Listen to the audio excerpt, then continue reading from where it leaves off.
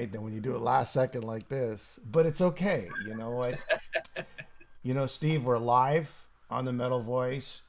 And for those of you who don't know, Steve, Loopy Newhouse, he is the former killer, part of the killer crew, or Roadie, Iron Maiden Roadie from the years 79 to 84, from Ruskin Arms to Powerslave, and in between, right? Like here and there, on and off. Yeah, I was Killer Crew number 1. Killer Crew number one. You were like the first guy hired. Like your badge number said one. Yeah. That would have been nice.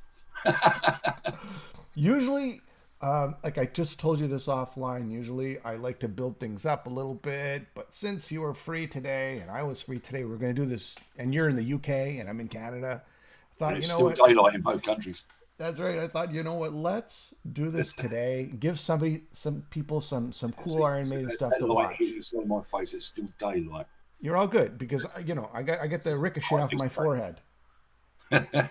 And Nice. as we're talking, there's people commenting. So Don, and if I stop you, it's not because I'm being rude. If I look here, it's just I'm looking at the people sort of chatting. So You far, do what Don you have to jumped do, on. mate. Yeah, You do what Don you have to jumped do. on and says, Your "Hello, show. guys." All right. So, my friend, let's build this up. A few years back, you came out with a book. It was Yes. called Steve Loopy Newhouse. It was Loopy World, the Iron Maiden years, covering, of course, the years from 79 to 84. You were their number one killer crew. And maybe you just want to talk to me about, the idea of writing a book. You're part of the band, early years, got a lot of inside scoops. The idea to write the book, and how did the book materialize? To cut a long story short, working with my friend Steve Golby Yeah. for Metal Talk, he phoned me up and said, "How do you feel about writing a column for us?" And after I wrote the first, it received a lot of great comments. So I wrote the second, the third, fourth. I think I did about 16 episodes to start with. And then someone else approached me from Belgium and said, "Have you ever thought about turning this into a book?" Well, at that point, I hadn't. I had no idea. So I thought, right, I'll start writing the book and just see how it develops. The gentleman, I'm not going to mention any names, but the gentleman involved, he had this idea of sort of writing a book, but he wanted it like a 7-inch sort of square, to represent a single, and that didn't appeal to me at all because some of the pictures I had were sort of bigger than that. They needed to be expressed. So anyway, because we couldn't make ends meet, we that all fell apart. Um, and then it was a friend of Derek Riggs who jumped in and took over. And so I amazingly I managed to find my diaries, like going back to all that time, and I forgot I even had them.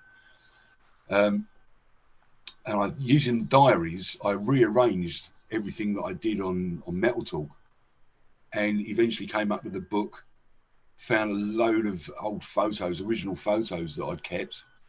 Um, Sent them over to the guy, and he basically put the book together. Um, and bless him, again, I can't mention his name, but I did put a credit for him on the actual inside, on the thanks list, and he actually took it out because he didn't want anything to he didn't want to be represented. Um, by that point, Derek Riggs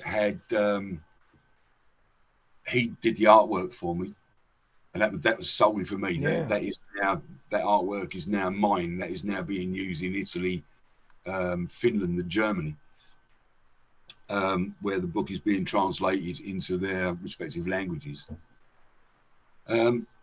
But yeah, I mean, that was how it all came about, and I've got to admit, I'm very happy with the final product. Yeah. It's pretty cool because we see, or we've read, books by Iron Maiden. We get their perspective, but now we're getting perspective from somebody on the inside, right? And you couldn't be more inside than Killer Crew number one, right? And I'm sure That's if you it. look, Yeah. that's it. And I'm sure if you look back back of all the first Iron Maiden albums, your name is mentioned there, I believe, right, on all the credits and the thanks. Yeah, I'm on the first. I'm on 4 of the first 5 albums, Yeah, that's pretty big. and then got another mention on the latest album as well.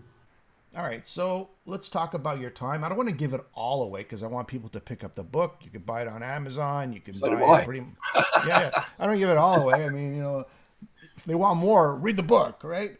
Yeah, Amazon, on your website, Steve Loopy Newhouse or Loopy World, I believe. I can't remember what the URL it's is. loopyworld.uk Yeah, there you go. You go there for all the cool information. Steve and Goldbeam, I know. t-shirts. Steve, yeah, and T-shirts. There you go. I know Steve, so he's a good guy, and it's all cool. So, all right, your tenure, or I guess your time with the band, started in '79, and because you went to school with 78. Paul, '78. Sorry, uh, Yeah. you started with Paul Diano, right? It was with Paul. Yeah. Like, you went to school with him. Yes, indeed. Yeah, I mean, basically, we've known each other since we were around about 10 years old. Oh Um, wow. Originally, I was going to a different school about sort of 5 miles away. But when I was 11, me and Paul started going to the same schools, and we were together right from the age of 11. As I said to you, like before we went live, there used to be a group of about 20 to 30 of us all sort of hanging about because we all lived on one estate. Excuse me. And we all sort of got to know each other that way. And then me and Paul sort of became really, really chummy and went off and did our own thing. And yeah, I mean, we just stayed friends all the way through it. Paul's a funny guy. Like, I've always enjoyed Paul's sense of humor. Was he a funny guy back then too? Yes, yeah. I mean, he's always funny, but because I knew his parents. His parents were funny as well, so it's obviously like he's picked that up. Same as I got my sense of humor from my dad, but I've just expanded it. But yeah, I mean, yes, I mean, we went to school and just generally hung around together all the time. When Paul just said, "Hey, I'm a singer," were you like kind of like, "I didn't see that coming," or it was like, No, or he used to like whenever we went to each other's houses, we'd always go into the bedroom where all right, he shared a bedroom with his brother or brothers, and I used to share a bedroom with my brother. So like we'd go to each other's bedrooms, but 9 times out of 10 we were left alone. And Paul used to sing along with like whatever records playing, and he would be listening to stuff like Bob Marley, Bob Dylan. I mean, he would always sing along, and it was no surprise really when first of all he got a job with a band called Rock Candy. They were a sort of Essex-based band, and he started singing with them, and it was astonishing. I didn't realise he had such a good range.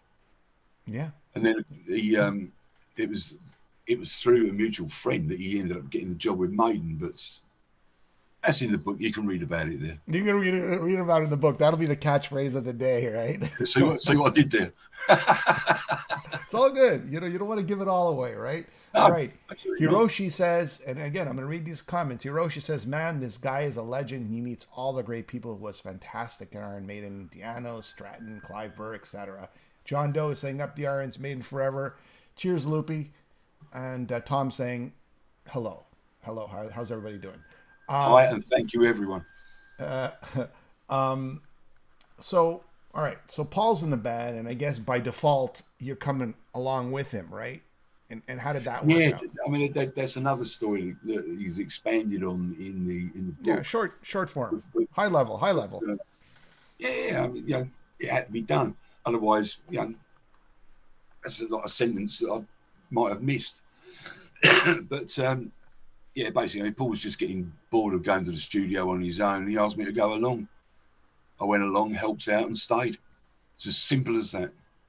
Okay, all right. Right place, right time. What was Paul's thinking? He goes, Steve, what do you think? Should I join this band or shouldn't I? What do you think?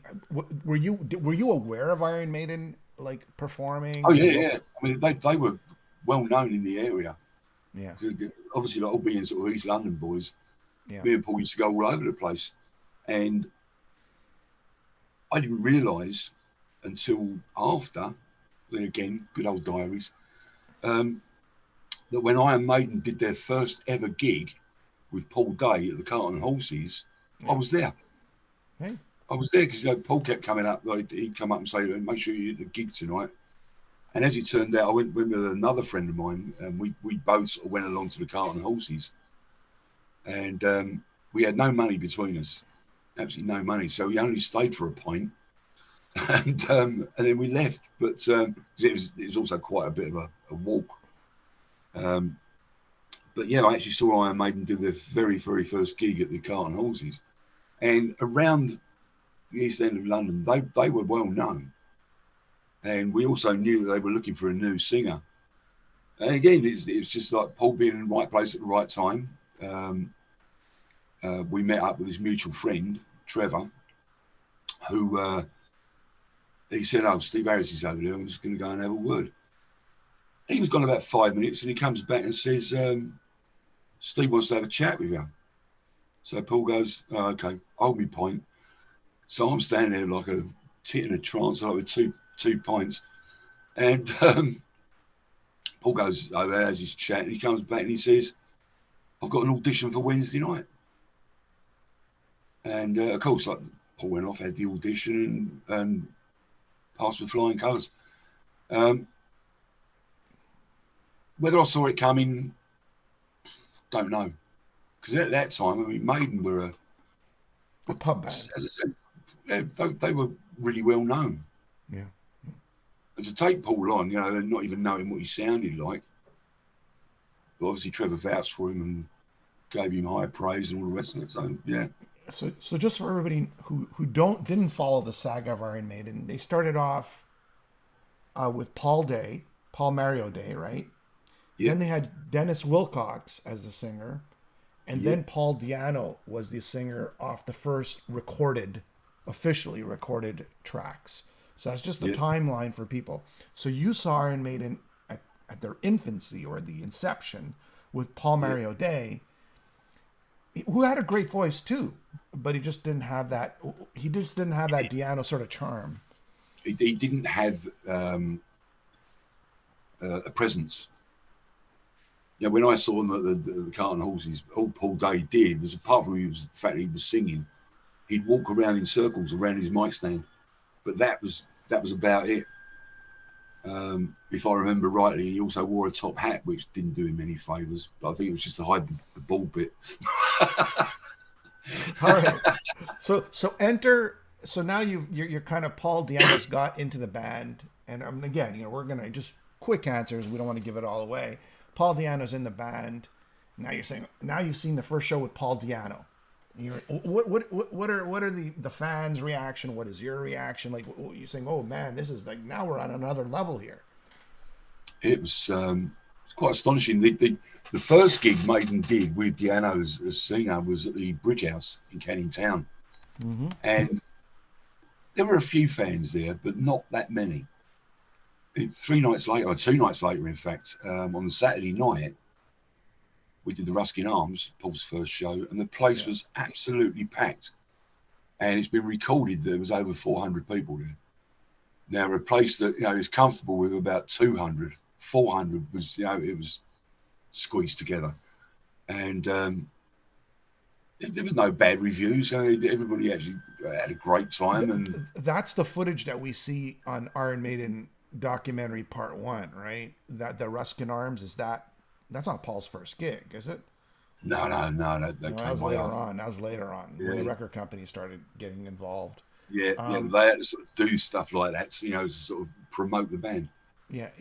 All right, so it comes. Paul's doing well here, and now Doug Sampson is in the band, right? The original drummer, right? Yeah. Were you around? I guess if Paul's in the band, they started doing some demos, right? They started doing Invasion, right? Yeah. Invasion, right? They did what's the other one? My mind, I'm forgetting about this now. Were you around when they're sort of demoing the Burning Ambition? That's it. Burning Ambition. Yeah, Invasion. that was all done at. I think both those tracks you mentioned were recorded Well, Invasion, I think, wasn't that done at originally? That was done at Cambridge Spacewalk Studios. That was all part of the Prowler demo.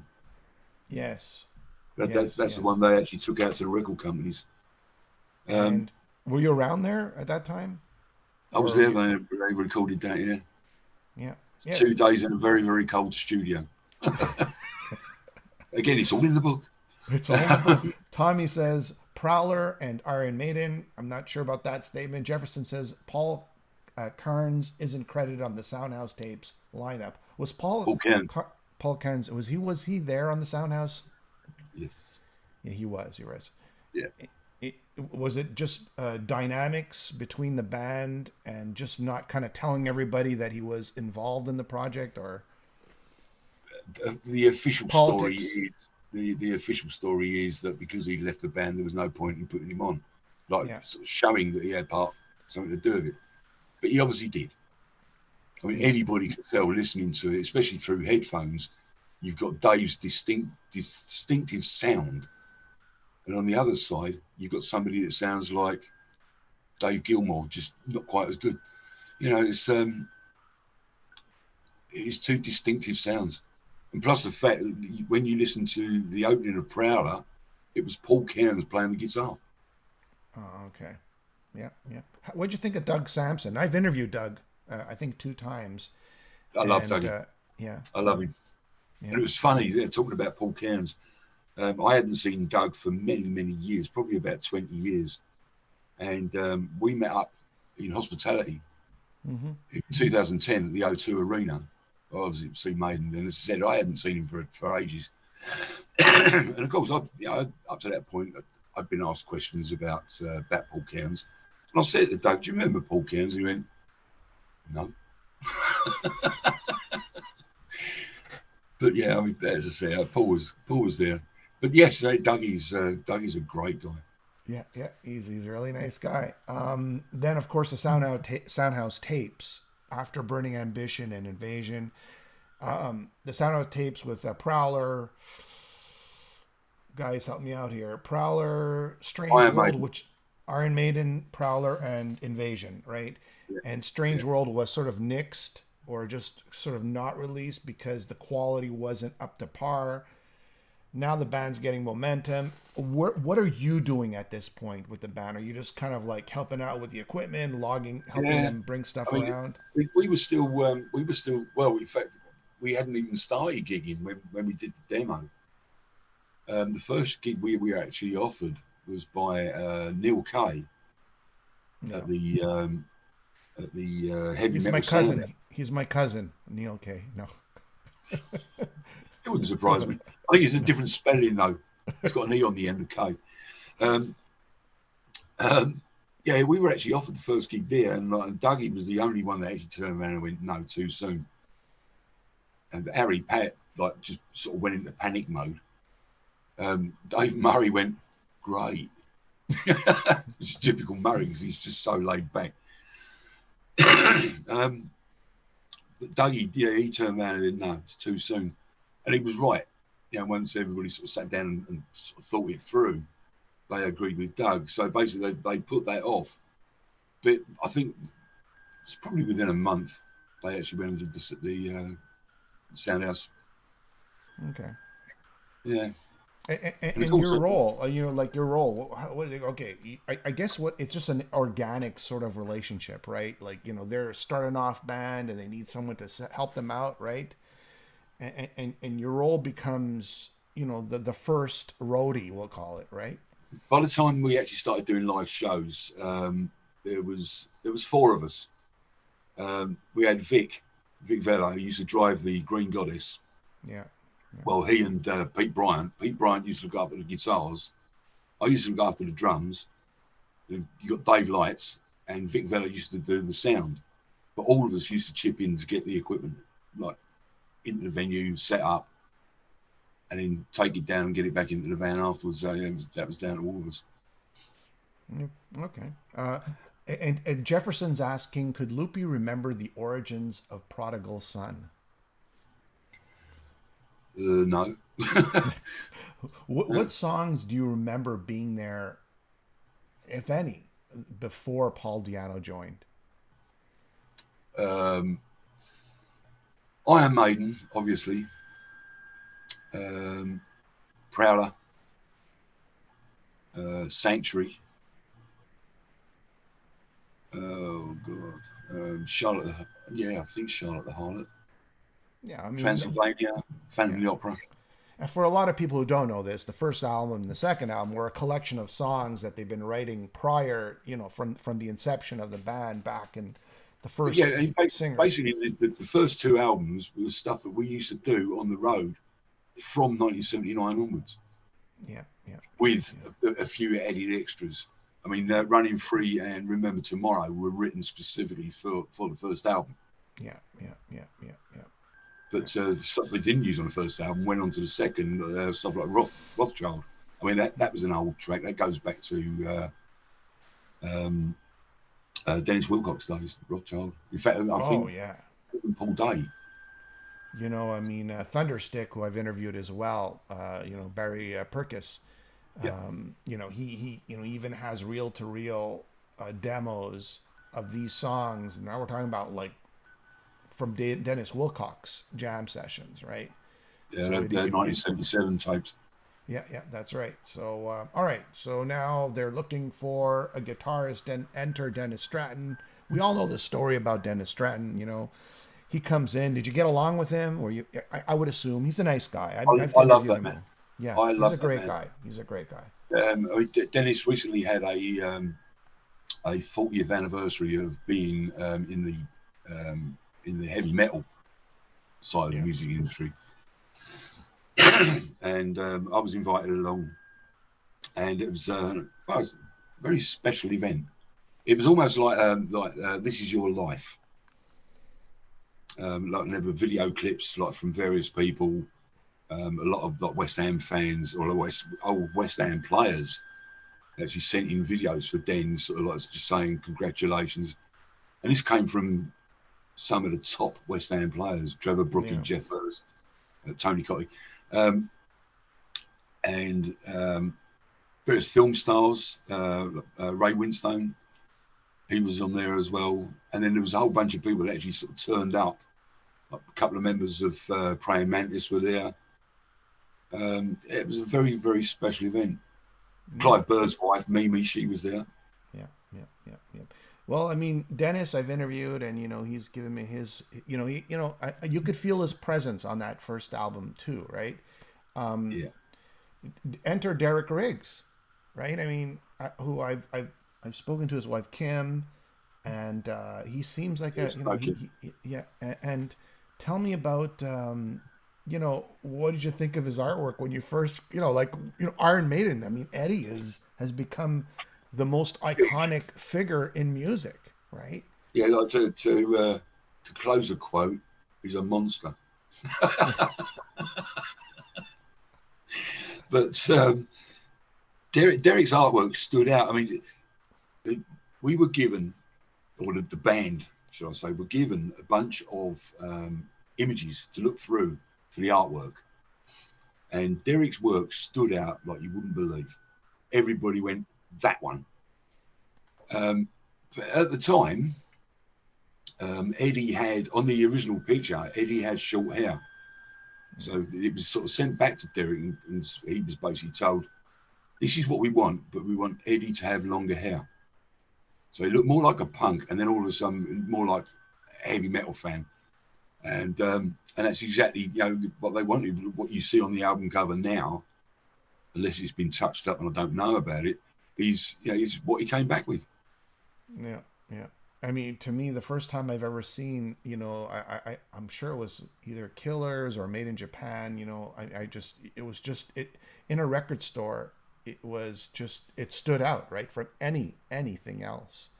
Yeah. I mean, Derek, congratulations to Derek Riggs. I know that he's no longer with the group, but I mean, did you have a relationship with Derek? Like, were you friends? I've only met Derek once, and that was in Nassau when Maiden were recording Powerslave. Okay. And he'd gone out there to do the artwork for the cover and also for the single artwork for Aces High. Okay. And he decided that there was too much humidity. So he ended up like flying back to London, and he finished off the artwork there. But that was the only time I ever met Derek. Wow. I chat with his wife. I'm not going to say often, but occasionally. Okay. But Kimmy and Derek have both been a great help to me, like getting this book. Some great artwork on the cover. Yeah. All right, so exit Doug Sampson, enter Clive Burr. Were you kind of like shocked? I mean, Doug, what's going on here? Was it more like they pushed him out, or devastated? But it was a mutual thing. And Doug knew that like the band were getting bigger, and I don't think health-wise, I don't think he could cope with it.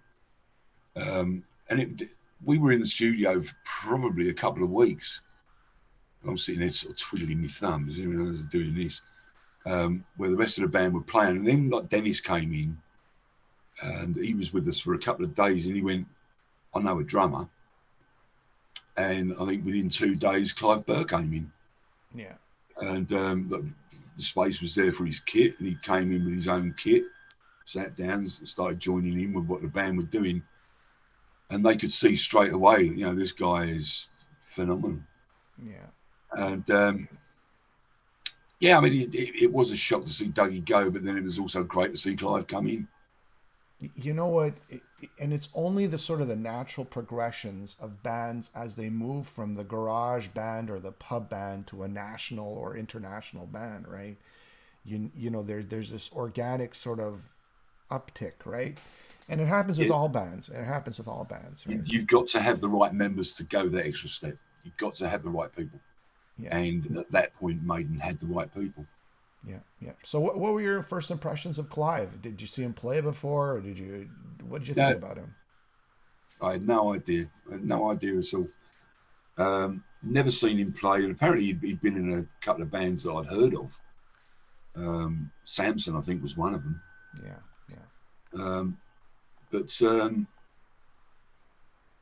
Never seen him play. And then he came in and started thrashing around in his kit. And in a sort of quiet moment, I went, Jesus, you hit those things. He said, that's what they're there for. And he's absolutely right. Doesn't matter if you make a dent in your snare skin, that can be replaced, but it's there to be hit. Yeah. And to prove a point, I think I actually mentioned this in the book as well. But after a while, don't give it all away. I'm not saying a word. Pasty in Switzerland developed a symbol specifically for drummers like Clive called Rude. And I think Nico McBrain uses a Rude symbol now. But they were developed specifically for hard hitters. And we set the drum kit up in the studio, and Clive went, right, well, let's try these out. So we fitted all these Rude symbols, and Clive went around the kit and hit this symbol so hard that a chunk of it flew across the studio. And Clive went, well, that's going to have to go back. So we ended up sending all the symbols back to Pasty and saying, very nice, but. And they sort of redeveloped it and sent us back another batch, which worked perfectly. But I think if it wasn't for Clive, you wouldn't have the Rude symbol you've got now. So Tom, who's a drum, is a friend, and he's a part of the Metal Voice. He says, yes, Pasty Rude symbols are fantastic. They are now. Marcy says, hello, stopping in. Beer Hounds, beer reviews. Testament blew my mind. I still can't get over them. I don't know what that comment means. And Proud22, Loopy, did you go behind the Iron Curtain to Poland in 1984? We're going to get to that. No.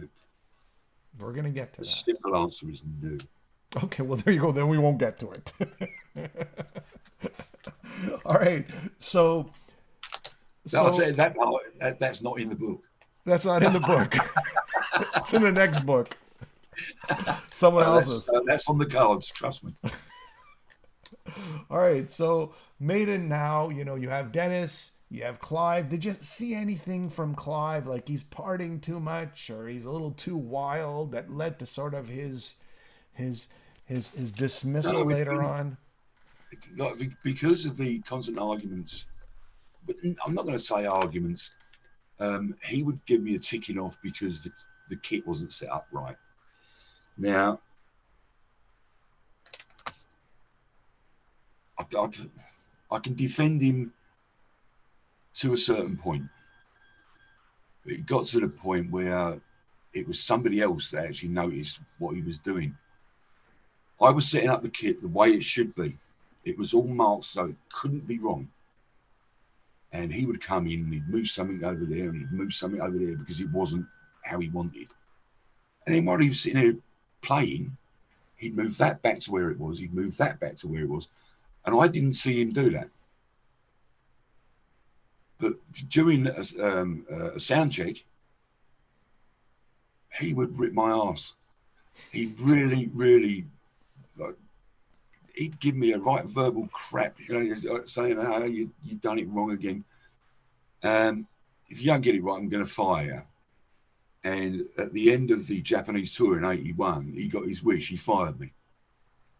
And or he got me fired by Tony Wiggins, the tour manager.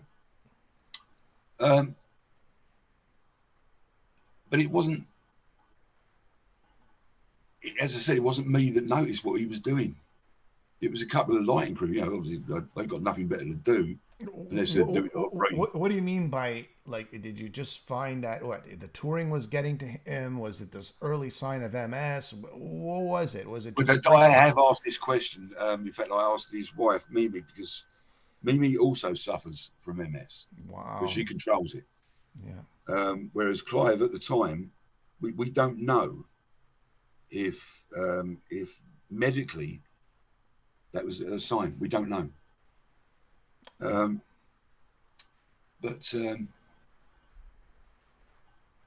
as I said, I can only defend him so far. But look. I mean, he's not here to defend himself. All we can say is, what a great drummer. That's what we can say. When I met him again at Clive Aid, that was around about 2008, at the Royal Standard in Walthamstow. I met him there. And that was a Clive Aid benefit, and Clive turned up. And that was the first time I'd seen him in 22 or 25 years. And we chatted like, we'd only seen each other the day before. It was bizarre, but obviously, like, you could tell then that he was in trouble. Yeah. Being like wheelchair everywhere, and it was heartbreaking.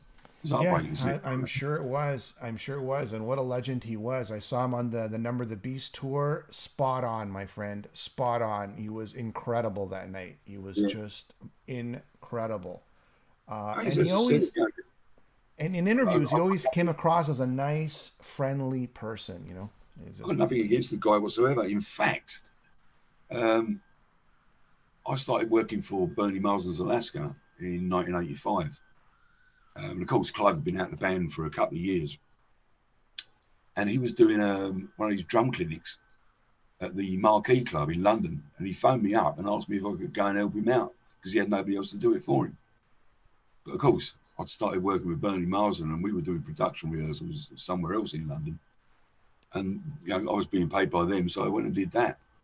Yeah. But as I said, it's a real shame. He was a fantastic drummer. Yeah. It's a real shame. It was, I was kind of like taken back when they let him go, after Number of the Beast.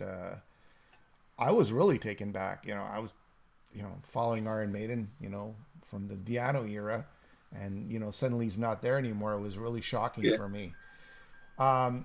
Anyways, rest in peace. I was really surprised as well. I mean, when I found out that Nico had joined the band, I was hardly surprised by that, because the amount of times we'd actually bumped into Nico on the road. Oh, okay. It was Trust. Quite amazing, but that's all in the book. All right. I'll keep getting in there. So first album comes out, right? It's released.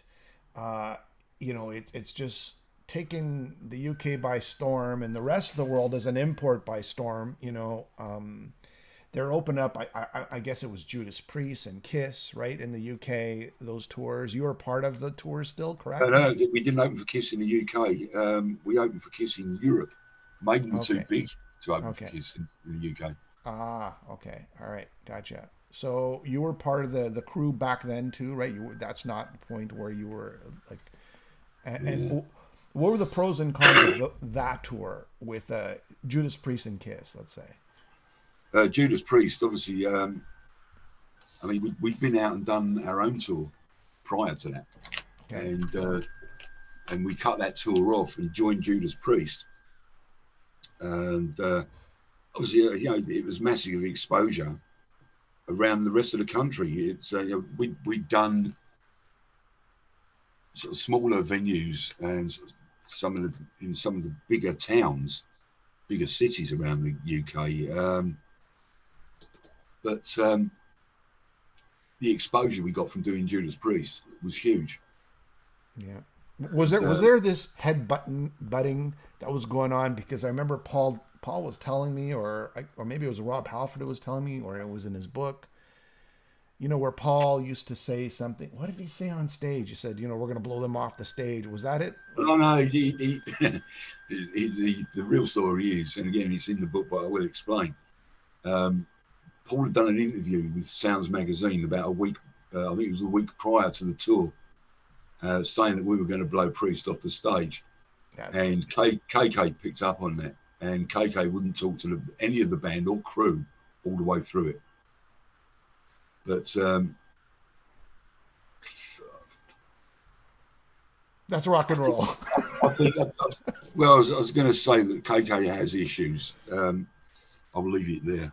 Well, and I do. Maybe it was in KK's book that I read it, and I interviewed KK afterwards, and that's kind of. But they seem to be friendly now. I mean, everything's cool between KK and Paul. Originally, it's years ago, and what we call old hat. Oh yeah, because when I spoke to Paul, he told me to say hi to KK, and then KK told me to say hi to Paul. So I mean, it's gone. It's gone. That was back when. I mean, rest of the band were fine with us. I think it was Harris's birthday while we were on tour, and we were in Sheffield, and we had a night off, and all the Priest guys turned up in this Volvo and tried to drive it through the hotel foyer. But there was Ian, Rob, and like the rest of the band all turned up. A whole bunch of the crew turned up, and of course we got to know the crew really well because they worked with us on our own tour. They went out and did Judas Priest, and then they came back out with us when we picked up the Metal from Others tour after the Judas Priest tour. Yeah. So we knew a lot of the crew, and it was a great tour. Great tour. You know what? And then when they went, I'm just skipping ahead a little bit. And then the Killers tour, Judas Priest, Maiden was opening up for Judas Priest and the Killers tour in the U.S. or in North America. Yeah. But I mean, ever since the bands haven't toured together, at least to my memory, afterwards, unless it was a festival or something. But festivals would be the only time they've ever been together since, as far as I know. As far as I know, too. I mean, was there any signs that, okay, this is not working? Were they scared that Iron Maiden were just too of a powerful force? Or did that scare them a bit? Well, if you think about what happened with Kiss and how things turned around there, we go out and support Kiss, who were massive in Europe. Yeah. Absolutely massive. Then all of a sudden, Maiden can go to the USA and have Kiss support them. How quickly did that turn around? That is frightening. Just goes to show at the time how big Maiden were getting. When you being part of it, was it just like so exciting to see this band just taking over the world? It was mad. Pete Bryant, who was one of the early roadies with me, the early Killer crew. As I said, he used to look after the guitars, so he'd look after Dave and Dennis. And we met up to go to Clive Burr, and Pete said to me, "Do you realise?" He said, "From our first gig at the Ruskin Arms to our first headline show at the Rainbow Theatre was 9 months." Yeah. And it was like, what? From going to sort of 400 people that squeezed into a small pub to playing in front of 3,000 people at Yeah. the Rainbow Theatre. Yeah. It was Yeah. 9 months.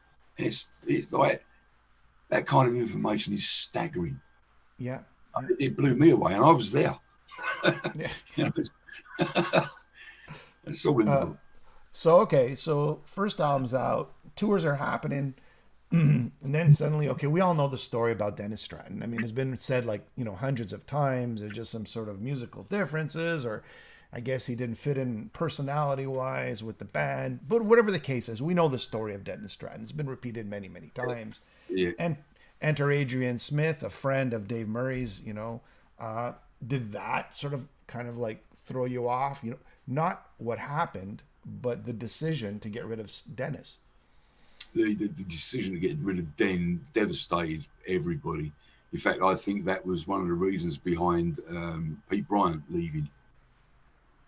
So when Adrian came in, he ended up with completely new roadie that Tony Wiggins had found. Mm-hmm. But yeah, Den leaving was a massive blow. But of course, everybody knew Adrian.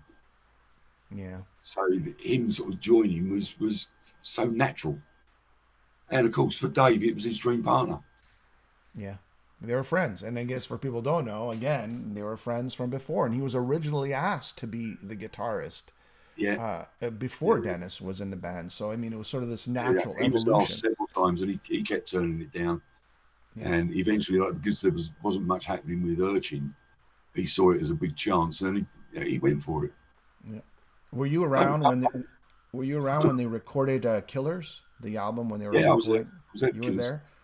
Was Samson in the other studio, like nearby, where they're recording their album, like with Bruce Dickinson? So they're like I read stories.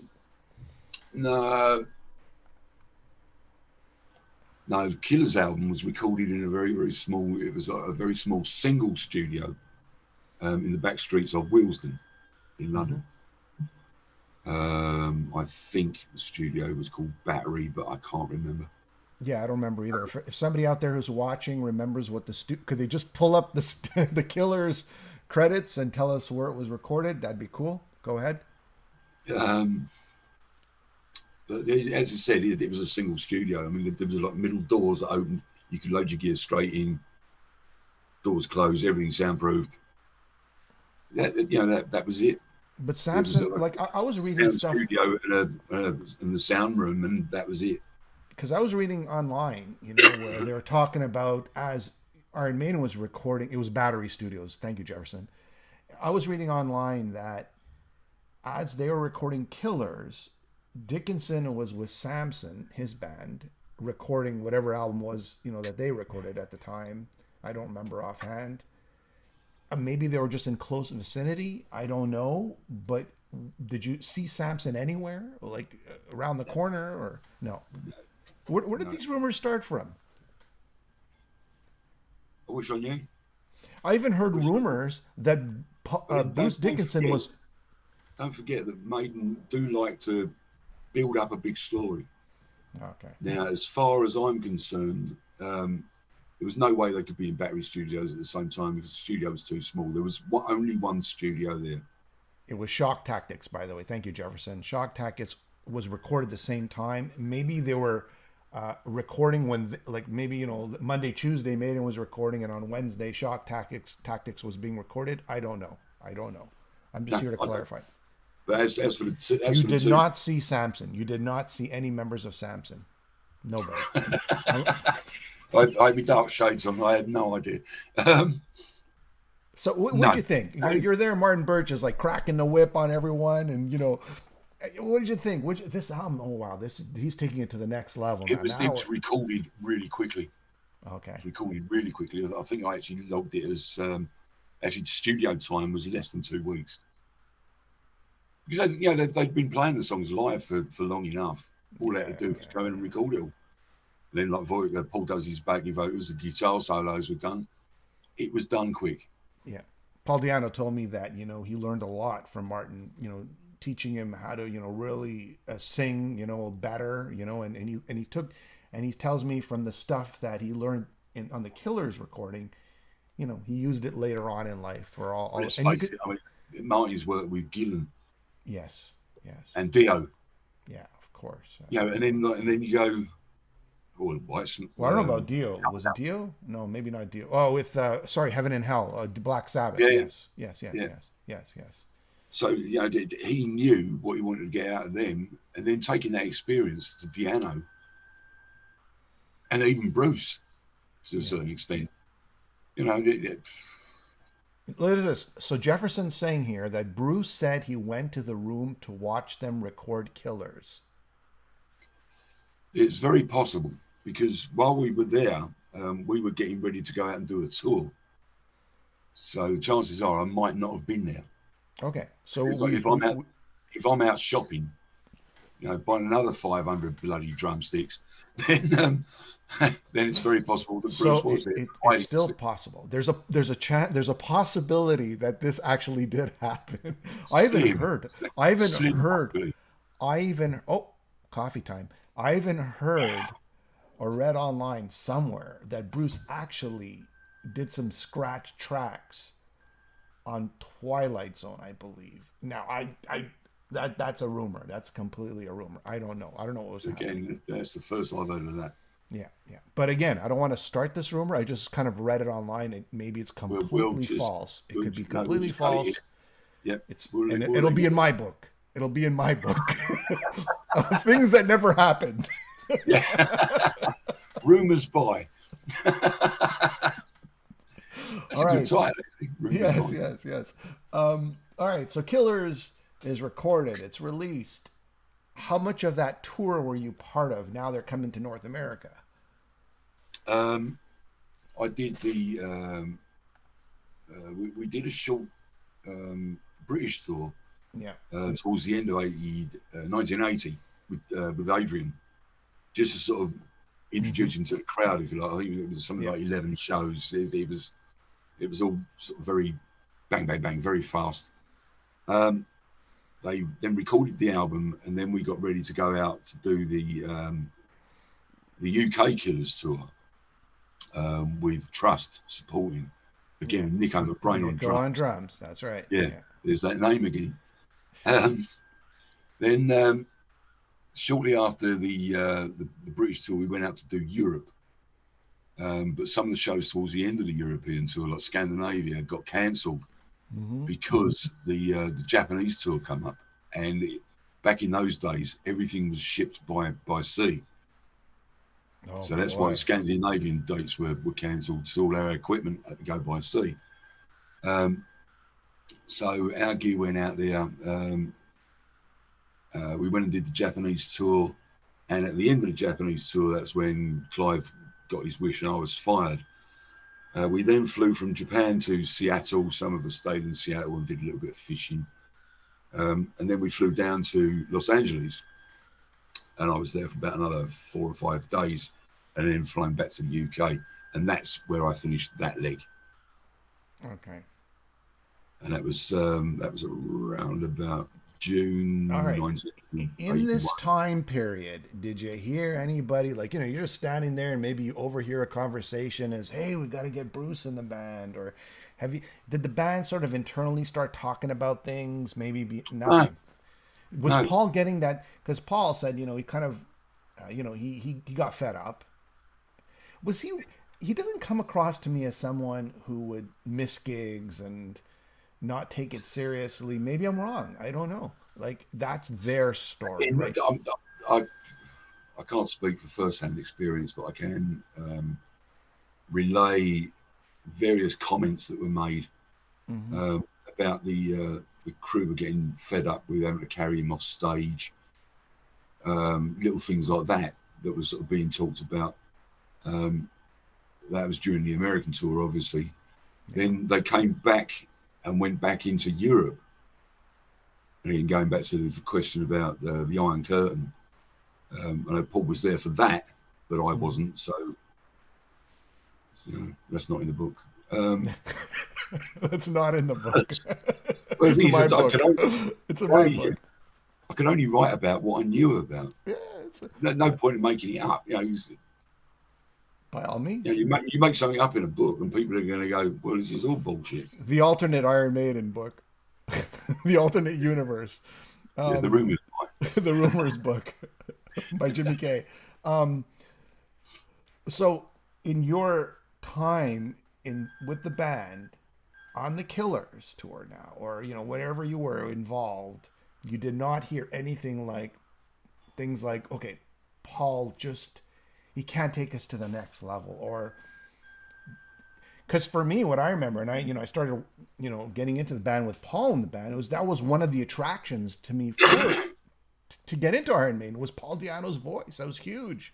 With the music, it just combined together. It was just a force to be reckoned with. It was massive. I mean, it's a shame that the first album didn't do him credit. It was such a badly produced album. I love it. I don't know. I thought the production was great. I'm just maybe I'm just weird like that. I don't know.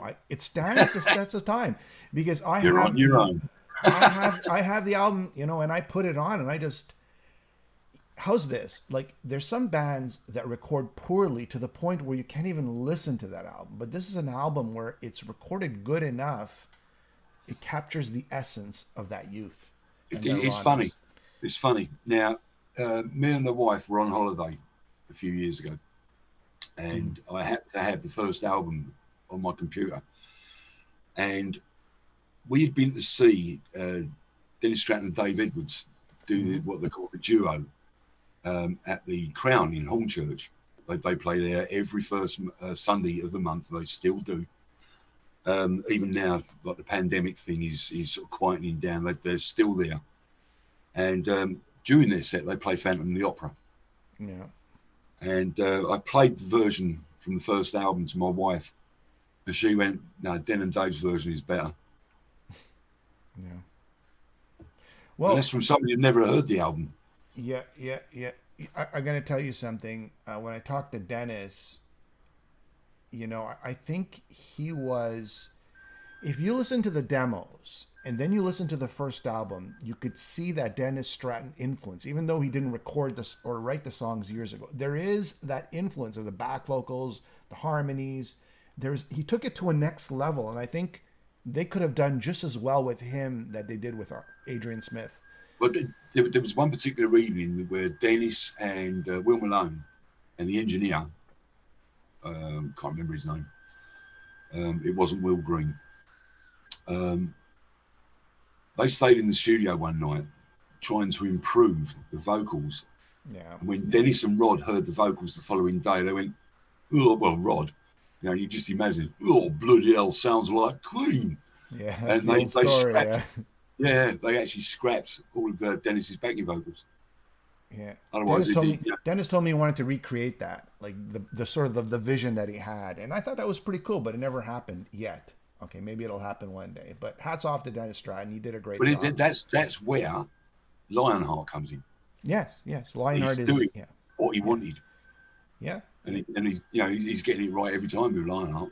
Yeah, no, super talented guy, Dennis Stratton. Super talented. He's a lovely guy. Yeah. So Paul Di'Anno, you're not with the crew anymore, and he's kind of let go. It was a blow to me. It was a blow. It was a big, huge blow to me. It was a huge blow to my friends because this is the band It was funny being at home and not expecting a knock on the door. And I opened the door and Paul's standing there. It was like, "Aren't you supposed to be somewhere?" And he went, "No, I've quit." That's his version. I don't know where he jumped or he was pushed, but we ended up sort of hanging out together again, and that's when we started putting together what's the name of the band? Lone Wolf. Oh, Lion Wolf, yeah. Lion. Was it Lion? No, what was it called? Sorry. Lone Wolf. Okay. Lone Wolf. That's it. Yes. That's when we started sort of putting all that together. But I mean, again, all that story is in the book. It's actually quite a funny story. Okay, we'll save it for the book. Yep, it's in the book. But so Paul's out, and of course it's kind of like everybody's perspective here. Like Bruce is saying, well, they were talking to me, because they wanted to get rid of Paul, and then Paul's saying, well, I don't really want to be in the band anymore because of this and that. And then, you know, there's two different sides of the story, and probably somewhere in the middle, it just didn't work, right? So it's a Yeah. shame. I would have I liked mean, one more album with Paul. I would have liked one more album with Paul. I don't think Number of the Beast with Paul would have worked. I don't know about that. I don't think it would have got that much success, but I think it would have been a great. I could hear Paul singing "The Number of the Beast," the song. Really? I, yeah, yeah, because it's a lower register. It's not as high as people think it is. Like "Run to the Hills" is a high register, but if you listen, I think what happens is when songwriters write, they usually write for the voice of their singer, you know, and you could see that "Number of the Beast" still had that sort of Paul Di'Anoist raw melody lines, whereas "Peace of Mind" went off to another level. It's more like a Bruce voice. If you, do you understand what I'm saying? I Yeah, could be I wrong. think it's maybe sort of Bruce got a bit more of his own way, melody lines Yeah, on Peace of Mind, yeah. whereas everything was already written as far as Steve was concerned for Number of the Beast. But he was probably Yeah, that, writing subconsciously with Paul's voice still because of so many yeah, years that yeah, he was with him. very possibly, very possibly. Again, I'm just it comes. It's you could read it in my book, "The Rumors About Iron Maiden," and what I thought of. I'm looking forward to this. And by the way, Jefferson pointed out that Martin Birch worked with Dio in Rainbow, which yes, I forgot about that on Long Live Yeah, Rock and yeah, of Roll. course. Yeah, yeah, Forgot yeah, about that. yeah. Okay, so uh, you're out of the band. You're kind of Paul's out of the band. You know, Lone Wolf doesn't work. Paul moves to the United States, starts work, or I don't know if it was in the States where he started work on the Diano project, right? The first solo album. Were you there with him? No, Okay. with the the Diano album, the very first one, and that was originally that was Lone Wolf. I mean, he used Yeah, yeah, most of the members of Lone Wolf except yeah. the drummer. He used a different drummer. I think he used Frank Noon or Frank Darch, one of the two. Um, but no, they went off to do that at the studio in Wales. Somebody posted that in the comments. I'd like to know. But no, by that time, I think I was back with Maiden. Ah, okay. I was kind of like I bought that album. I was a first time buyer of Diano's solo album, and I put it on. I go, I liked it, but I was expecting like the next step, you know, sort of the evolution of Maiden with him, right? It had keyboards, it had backing vocals. But it was good. He The sang songs well. were very American orientated. Yeah, yeah, yeah, Um, yeah. What did you think? Or was that in your book? I don't, I don't, I don't think I wrote about it in the book. I don't mind it. I've heard better, but then I've heard worse. You know, it's middle ground, if you like. I wanted to ask you this. Since you were in Japan, did they record? So there's this. Okay, Made in Japan came out with an EP, and then there was this full length radio sessions in Japan that sort of like floating around as bootlegs. Were all the shows recorded in Japan? Like were full sets? Dougie might have recorded them through the desk. There might Okay. have been desk recording. I did have a copy of one of the shows that Dougie recorded and gave me the cassette, but obviously he keeps the master tape. He could have run off copies for absolutely anybody, Yeah. which is I, probably where that originated from. yeah. But yeah, I think all the shows were recorded. Yeah. Yeah. That's And we cool. only That's we cool. only did 5 shows in 4 days. But you know what? Maybe in the future they can sort of like you know, touch them up and you know, release them as a full concerts. I always wanted the full Made in Japan. I have a bootleg of it, but I would have liked the whole. I think it was all recorded through a DAT recorder, and of Oh, course, like okay. you don't have that same quality. No, no. So I doubt if it ever be released as an album. But you know, I think for bootleg quality, Yeah. considering it's a desk recording, you know, that's fantastic. So when did you come back to Maiden now? Now Bruce is in the band. Number of the Beast tours. Was it during the Number of the Beast tour? Or was it Peace of Mind that you came back? Peace of mind. Um, Bruce had gone. Sorry, Clive had gone. Paul had gone. So now you've got 2 new members in the band, and Mm-hmm. I went to see them just on off chance with Keith Wilford who at the time was running the fan club. Okay. And met up with the band at the hotel afterwards and was chatting. And I got chatting with Warren Poppy, who was Tony Wiggins' assistant. And Warren said, "What are you doing at the moment?" I went, "Nothing." He said, "Pack a bag and meet us in Ipswich. We could use you on tour."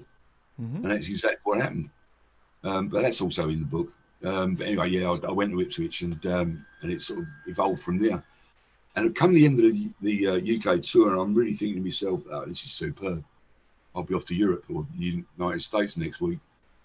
And that didn't happen. And it was a bit of a letdown.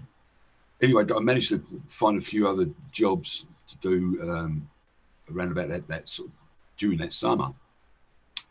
And at the end of the summer, the Maiden were due to come back from the States.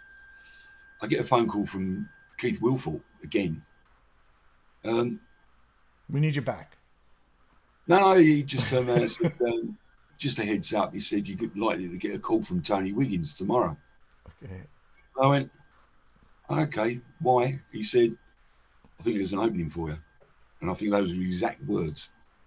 And sure enough, the following night, Tony rings me up and he says, "Are you available for the next couple of months?" And I went, "Yeah, well, what's going on?" He said, "Come down to the Gore Hotel in Kensington and we'll talk about it." Sure enough, went down to the Gore Hotel. Some of the band was staying there, a lot of the crew was staying there. And they offered me the job back, working as Warren's assistant. That's where it picked up again. So basically, I was out of the band for almost 18 months, maybe a bit more. Lucha is saying, please ask him about Paul Diano's Gog Magog's project, which had Yannick Gers on it on guitar. I mean, also had Dennis Stratton. And Dennis Stratton, Clive Burr. And I can't remember who else, but they could have formed their own Maiden. They could have formed their own Maiden band. They could have had, right? They could have had their own little Maiden thing happening. Little Maiden. Little Maiden. I don't really know much about Gog Magog. Okay. I know it was a project put together by Lee Hart. Well, Lee Hart was Diano's manager. Yes. For a while. I don't know what happened to him. I know he quit his job, but Jonathan King was the man behind that. He was quite a sort of well-known music producer at the time, but it turned out that he was a kiddie fiddler, and everybody dropped him like a stone. So, yeah. All right, so that's all I know about it. Okay, just moving things along. So now Bruce is in the band. What are your thoughts? You're sort of working with the band again. Bruce is there. You're kind of used to Paul. You're kind of used to Clive, but it's a different band, right? What did you think of Bruce? Did you get along with Bruce? I mean, having sort of done the UK tour sort of earlier that year, I could see instantly what a step up they made. Yeah, they had already, they'd now started to climb the ladder, and obviously, by the time they got to the European tour, they'd already toured America. And when they got back and I joined them for the European tour, they were superb. Yeah. They were absolutely spot on, so tight. And they just sounded great. I mean, by this time, they owned their own PA. Yeah. Dave Lights had, to me, still the best lighting rig they'd ever used. And I think that just speaks volumes. The way the whole set started with there's three triangles, a big triangle in the center, two smaller triangles, one on either side, and everything was brought right down just above the drum kit. And all you had was these sort of flickering LEDs, and that's how it started. As like the opening music for Who Dares Wins. Where Eagles Dare. And then as the music starts, the lights start to lift up, and that opening sequence was just absolutely brilliant. And I saw Peace of Mind tour in Canada, in Montreal, and I can't remember the details, but I just remember that it was an amazing show, just in general. It was one of the best I'd seen. Yeah. Yeah. But luckily, I got to see every night in Europe, absolutely Yeah. every night. That's pretty Yeah. amazing. Um, Peace of Mind recorded in Bahamas.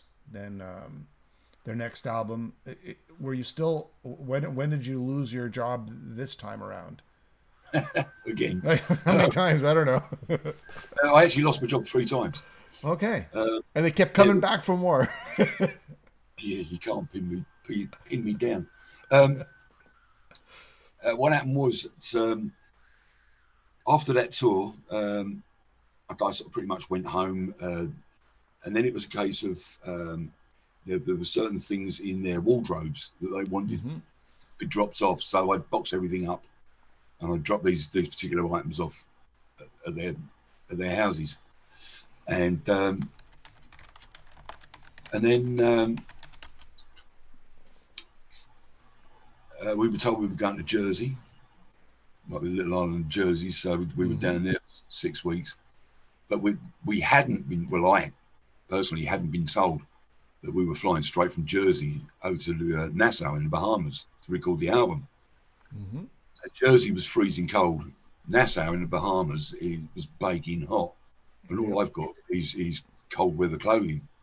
So I had to fly home to get the next set of clothing, and then go back to Jersey, go out to the Bahamas. But we recorded the album, and while we were there, I was in the studio. Basically, I did absolutely nothing for pretty much 2 months we were there. And the band had come out of the studio. Again, this is all in the book, and if you really want to read the full story, Sure. please do. Go and get the book and read it from there.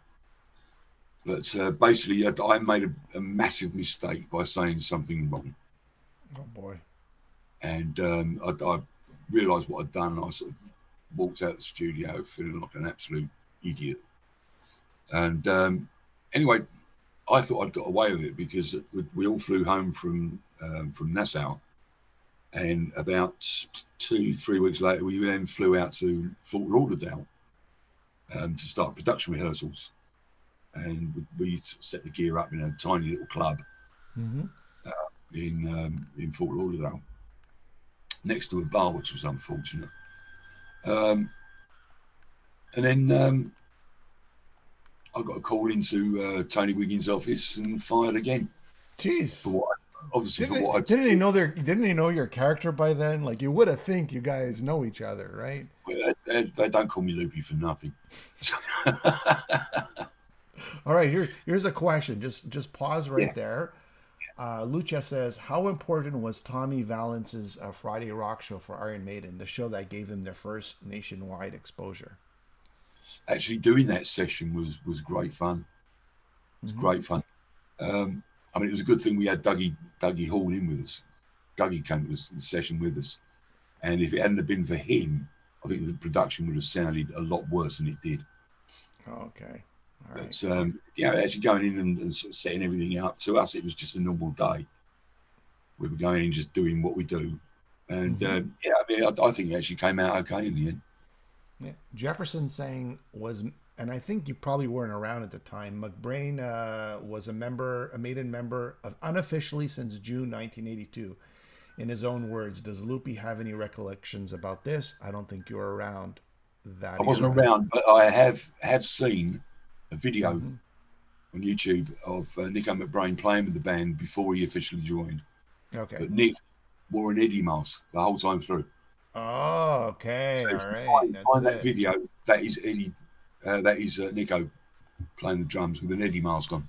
What was, I mean, being around the band and being around the people in the band, what was the official word of why Clive was let go at the end, or he quit, or? Um, I think again it was amicable. Okay. It's difficult for the band to turn around and say we fired him and then say the reason why. Yeah. But between me and you and everyone else that's In the listening, world, yeah. yeah, I think drugs were involved. Drugs or drink, one or two. Yeah, well, I mean, that's kind of been sort of floating around for years as sort of the official reason, right? You know, they just Yeah, I mean, as I the said, lifestyle, right? you And didn't hear that from me. no, no, no, no, not at all. But it's he's not alone, right? He's just one of the many who've got sort of trapped in that Yeah, lifestyle, and it doesn't yeah. take anything away from the music and his drumming and his performance on those albums and those tours. All right, what's your favorite memory of Clive? That's from Mr. Mega Fred Zeppelin. It's a Nice nice question. name, right? It's got a nice Yeah, Mega Fred yeah. Zeppelin. Not Led My, Zeppelin, but Fred Zeppelin. my favourite memory of Clive was getting my own back. After all the crap that he used to give me, it was his birthday in Glasgow, and I bought a can of snow spray and stood in front of the fan and just put my finger on it while he was playing, so that he is getting completely covered in snow. And yeah, I enjoyed that. He came off with a raging hump, but of course it was his birthday and everybody got trashed. So I think he deserved it. David saying some years ago there was a case between Wilcox and Iron Maiden. How did that go? But I don't think, Steve, that's really, that's more of a legal matter than anything. I mean, I don't think you could really comment on Wilcox. I mean, Uh, it's obvious Wilcox wrote a certain percentage of these early songs, but the question becomes, why didn't he pursue it 40 years ago versus today, right? that was the big question. You know, Yeah, why do it now? Why not 40 years ago yeah, when he actually stated? I mean, for legal reasons, I can't go too far into this, but yeah. he literally stated that he'd quit the business and had nothing to do with Iron Maiden. He had, he didn't go to see them, and as I wrote in the book, which is now common knowledge, that he was there. We were using his PA, and he was there trying to sort of, tweak the sound, listening to Paul Diano singing allegedly his lyrics. Why didn't he say something then? He Yeah, said he yeah. walked away from the business. It's absolutely shite because he was there. Well, I mean, it comes down to, for sure, Wilcox had participated in the melody and in the words. I can't say all the words, but in the melody, No, it's no. obvious. It's obvious. It, The question becomes, why didn't he claim it years ago? But that's for it's the same courts. as Ron Matthews, the drummer before Doug. Um, he also took the same side with Dennis because he was pissed off about the fact um, that Doug had stolen his drum rhythm. Mm. How do you change it? Yeah, yeah, yeah, yeah. You know You what? know, A you drum. can't change. A drum rhythm is a drum rhythm. Yeah. If Doug isn't going to turn around and say Clive was playing exactly what I was, I want credit for that. Well, It's look. absolutely Yeah, I we mean, say, look. Ides of March, right? Ides of March. The which was long Samson. before Barry got hold of that. Yeah, I mean, Barry told me, he wrote it, and then suddenly it appears on, Killers at the same time as it appears on, I believe it was Shock Tactics or whatever, right? Two different Barry stole. versions of this. Yeah. Barry stole it. Did Barry steal it? I don't know. I'm not going to say nothing. I don't know Well, if. I didn't say that either. Yeah, yeah. Can we edit that bit out?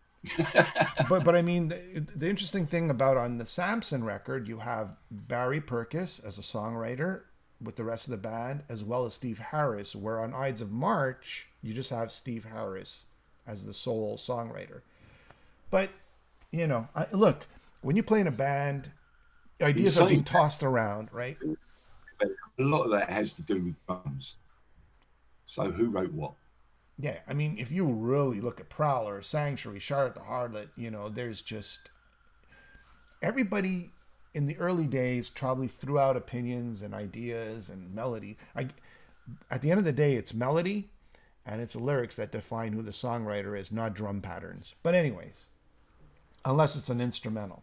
All right, so Getting back to the initial question, what I don't happened even know what the question was. about the court case? About sorry? Um, the initial question was about what happened with the court case. Oh, okay. Yes. Go ahead. It was thrown out. Oh. Well, it wasn't thrown out. Basically, yes and no. It was thrown out quite simply because the guy representing Dennis Wilcox pulled out. So that's all you need to know. You know, like, as I said, I can't really go into the full details. But Were you brought in as a sort of like a witness? Yeah. Okay. Yep. Well, it's interesting to know that this case happened. It's interesting to know the history, and we'll leave it at that. All right. yeah, So now, you're fired. Years later, you get the call. Hey, what's up, Loopy? What's going on? We're what are you short a doing? few. We're short a few guys. Yeah, Can you help us out? it was fun to go back. I mean, obviously, meeting up with all the old crew because the lighting crew hadn't changed. The sound crew was different. And what I did learn very, very quickly is, if you're working for a band and you decide to go and help somebody out, don't wear a white shirt. The Maiden were known for these for their PA. It was called a turbo system, and it was painted with this the blue paint. Mm-hmm. As soon as you put your shoulder against it, the blue paint would rub off on your shirt. And of course, wearing a white shirt and trying to help the PA guys take the PA down, my white shirt just ended up blue. You couldn't get the stuff out. So so I learnt my lesson very quickly. But yeah, I thoroughly enjoyed that. Right. I wish I could have stayed, but me and my big mouth. But I mean, okay, on Powerslave, you were there in Bahamas when they recorded it. Yeah.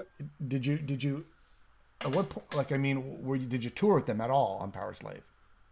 No, No, not at all. no, my, There was my no tenure shows, came no to an end. nothing. No, Okay. my tenure came to an end just before they went out. Okay.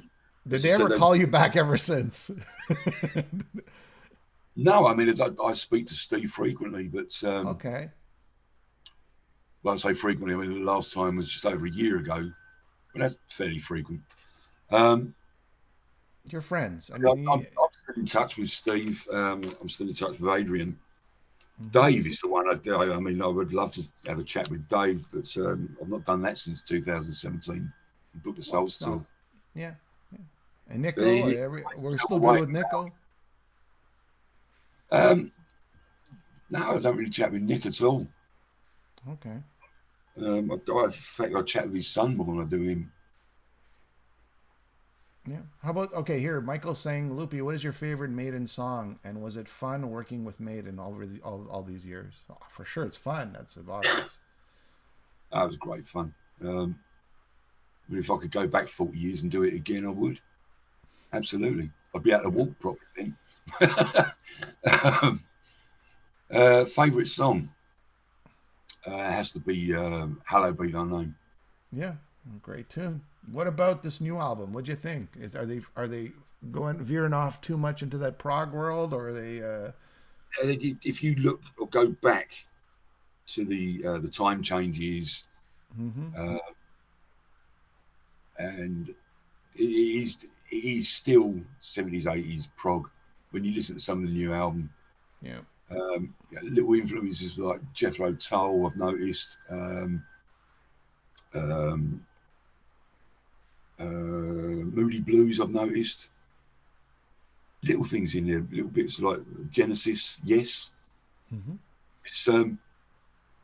It's it's just the next level. It's it's Maiden being Maiden. No, I love it. Actually, I love Senjutsu. I think it's a great album. I mean, it's taken me, if I'm perfectly honest, I've listened to the album once all the way through. That was in the car going on a journey last week. The only other time I've heard it was when they officially released all the videos on Mm-hmm. YouTube. Yeah. And of course, they weren't in order. So I just found like track, click. Mm-hmm. But I initially gave it a 7 out of 10. And I think I'm now sort of bordering on a 9 out of 10. Now that I've actually heard it from start to finish, no spaces, no gaps, just full on. It's I said at the time on my podcast that it's probably a grower, and I stick with that. It is a grower. Yeah, I agree with you. When I first heard it, I go, it was just too much information for me to absorb. And the more times I listen to, I mean, like one listen is like you just lost 2 hours of your life, right? I mean, Well, that's exactly it. I mean, this particular journey we did last week, it's an hour one way and an hour back. And it was just enough time to listen to side one going up and then side two coming back. And it was right. time just right. We've got to go again. I'll take it with me again. What about Blaze era? I know we're gonna wrap things up. I don't know much about the Blaze era. For some stupid reason, I completely forgot all about Iron Maiden. When I left the music business in '95, went to work for Royal Mail, and I was there for 21 years, and completely forgot about the band. And when I retired in 2016, I retired because the book had come out, and I was hoping I was going to do really, really well out of it. Yeah. As it happened, that didn't quite happen the way I wanted. It also gave me a chance to go and see the band a bit more often. I sort of caught up with them in 2010. So it's 15 years of not knowing anything about what was going on. I didn't know anything about Blaze Bayley. I wasn't really aware that Yannick had joined the band. I didn't even know that Adrian had left. I didn't know that Bruce had left. Although I'd heard rumours that Blaze was going to take over from Bruce. I didn't know it had. So obviously I've listened to the 2 albums with Blaze. I'm not a fan. I'm not knocking Blaze. Yeah. I mean, Blaze Bailey's solo work is far superior to his stuff with Maiden. But he's also got an amazing band, Absolver, behind him as well. Plus he's singing in his own key of his voice, whereas he was trying to sing, in Bruce's range. And it goes to my point again. When Iron Maiden was writing, they were writing with Bruce's voice in mind, and then Blaze was at a disadvantage, right? Yeah, totally agree. Agree. All right, so let's see. If there's any other questions, everybody fire them out, because in the next few minutes we're going to be... Would you like to say anything, Steve, about your book or your experience that you'd like to share? I would like to promote my book if that's possible. Oh yeah, I'm promoting it as we speak. I'm showing a picture of it live so everybody could see the great graphics by Derek Riggs. Yeah, I love that cover. I'd just like to say, thanks for tuning in, guys. It's been an absolute pleasure. If you'd like a copy of the book, please go to www.loopyworld.uk. You can find there's a shop on there where you can find all my books or links to all my books. You can find a link to t-shirts, do all manners of t-shirts. But if you order a t-shirt, wait a while because I'll have to get my friend to do it for me because I'm useless. But the book I can deal with. Also, if anybody wants their book dedicated, drop me an email at loopyworld1 at loopyworld1@gmail.com.